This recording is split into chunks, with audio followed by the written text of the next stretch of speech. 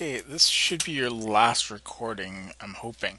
Um, so that was strategy one, the metacognition one, the monitoring and metacognition. Strategy two is using graphic and semantic organizers, and I've shown you what they look like.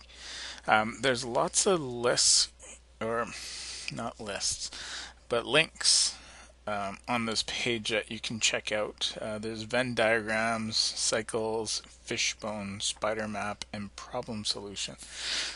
It's all above strategy 3, so if you want to look at any of those to see what Venn diagrams are, or cycles, which is a graphic organizer, fishbone's a graphic organizer. Well, they're all graphic organizers, really, but if you want to see what that stuff looks like, or you could just Google graphic organizer and then hit search. That's strategy 2. Strategy 3 is answering questions. By having the students answer questions, you're giving the student a purpose for reading. It focuses students' attention on what they need to learn. It helps students think actively as they read, encourages students to monitor their comprehension, helps students review content and relate what they've learned to what they already know and stuff like that. It goes on to talk more, but I don't have time. I want to get you guys into the book as quick as I can, and me babbling on and you having to listen to these recordings, I don't know if this is helping you or not, but I'm doing it for the people who need extra help here. So strategy 4 is generating questions. Go through here and see what it has to say on that. There's examples of questions on page 95. Strategy 5, ironically, is also on the same page, recognizing story structure. Story structure refers to the way that content and events of a story are organized into a plot. Students who can recognize story structure have greater appreciation and understanding and memory for storage, so comprehension is built from here. In story structure instruction, students learn to identify the categories of content, so setting, initiating events, internal reactions, goals, attempts, and outcomes, and how this content is organized into plot. So if you're an EA working with a student in this subject matter, these are all areas that you can enhance for the student, or you can help teach to the student if you know what they mean. So read through, and it talks more about story structure, and it also talks about graphic organizers in this one too. It also talks about story mapping, which I've already shown you before. Strategy 6 is summarizing. A summary is basically you take the big idea and you make it into your own words. You take a large amount of data and make it kind of smaller so it's easier to digest. I kind of make you do that in the group activities all the time. So it's like, take this topic and summarize it. But it talks about summarizing on page 96. Strategy 7 is prior knowledge through previewing. Read about that, that's important to know. Strategy 8, using visual imagery. I know when I read, I picture the story in my head. I don't know about you, but it helps me interpret what's being said. So closed procedure is on page 97. If you don't know what closed procedure is, I suggest you read this. On page 100, there's 20 ways to close.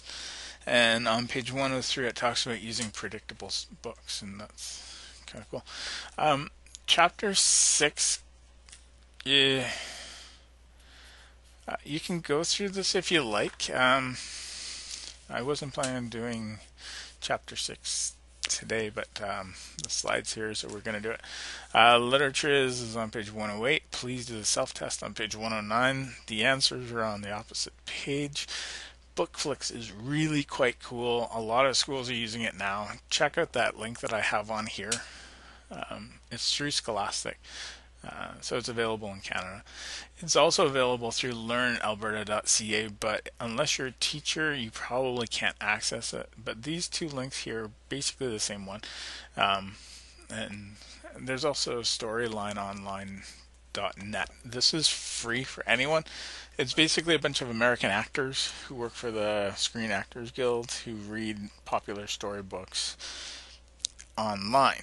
So if you have the book in your school, you can always pull that up and have the student follow the book while they're reading it. So it's kind of neat. For next class, you're probably all wondering what's going on because someone already asked me this morning, and today is October the 8th. For next class, please go through chapter 6 in the Tompkins book. Not the Gursky, but the Tompkins, the other one. The midterm is coming up basically next class, and since there isn't a class this week, it's very important that you go through these slides and this chapter, chapters. And if you don't, do it before the test, because that's where I get my questions from, is from the textbooks. So please make sure that you are reading the required chapters. If not, try to catch up over the Thanksgiving weekend. Take good notes. I don't give you notes other than the PowerPoints. The PowerPoints are to base your notes on. They're not your notes. You write your notes. I don't know what you want to retain, and I don't know what works for you. So that's why I keep saying write your own notes. I put a link in for a flashcard program. I've never actually tried it myself, but it looked kind of interesting, so I figured that might help some of you. So if you want to create your own flashcards, there you go.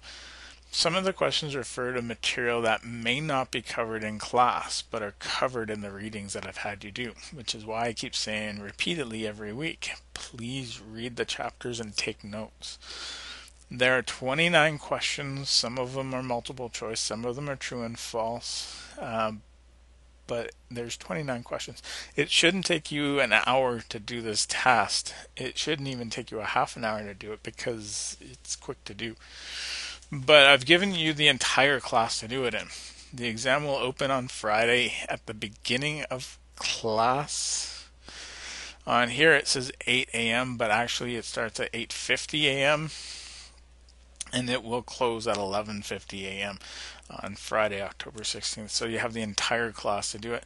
Once you're done, feel free to leave. Your test counts as attendance for that day, so you don't actually have to sign in.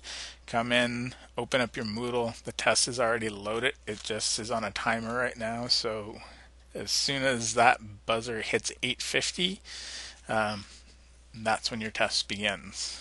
So I know the slide says 8. I'm going to get that fixed in your PowerPoint so that it'll be the correct time.